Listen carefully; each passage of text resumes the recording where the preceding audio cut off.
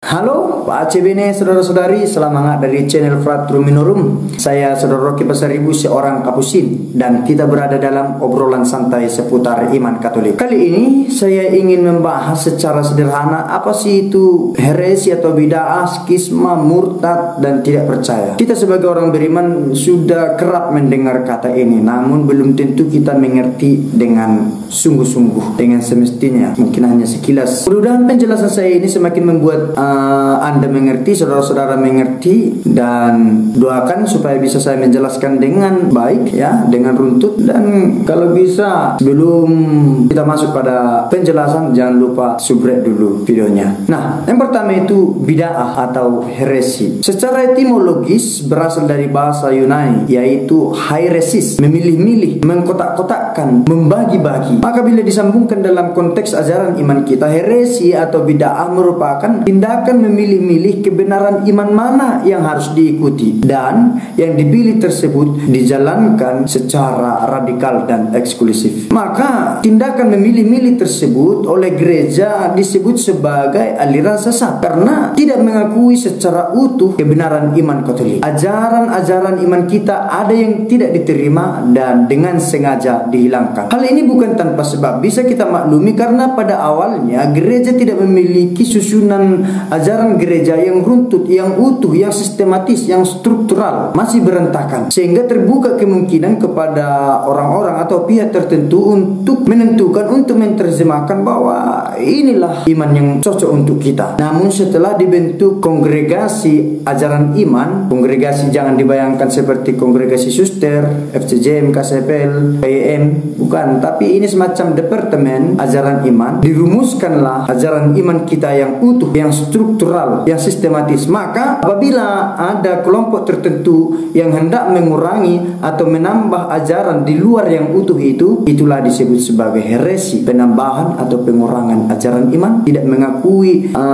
seutuhnya ajaran iman gereja Katolik, dan mereka itu disebut sebagai bid'ah, aliran sesat. Dalam Katekismus Gereja Katolik disebutkan bahwa bid'ah merupakan upaya menyangkal atau meragukan dengan tegas suatu kebenaran iman yang seharusnya diimani dengan sikap ilahi dan Katolik sesudah penerimaan sakramen baptis. Maka agama lain yang berada di luar kekristenan tidak layak disebut sebagai bid'ah atau heresis, misalnya Hindu, Islam, atau Buddha, atau kepercayaan lain. Karena apa? Yang menerima baptisan itu hanya ada dalam konteks agama Kristen. Pertanyaan lanjutan, bagaimana dengan status agama Kristen di luar Katolik? Apakah Kristen Protestan atau denominasi Kristen lainnya layak disebut sebagai heresi atau bid'ah? Maka para saudara-saudari, dalam hal ini kita selalu merujuk apa yang dimaksud KGK sesudah penerimaan pembaptisan. Baptisan Katolikkah yang dimaksud atau termasuk baptisan agama Kristen lainnya? Maka dalam kasus ini para saudara-saudari, umat Kristen disatukan oleh baptisan, tapi tidak semua berada dalam tubuh mistik Kristus secara sah. Maka dalam hal ini agak sulit mengatakan apakah gereja Kristen lainnya disebut bid'ah atau tidak, karena mereka tidak pernah masuk secara penuh dalam gereja Katolik. Dengan kata lain, heresi atau bid'ah ditujukan bagi orang yang awalnya berada penuh dalam gereja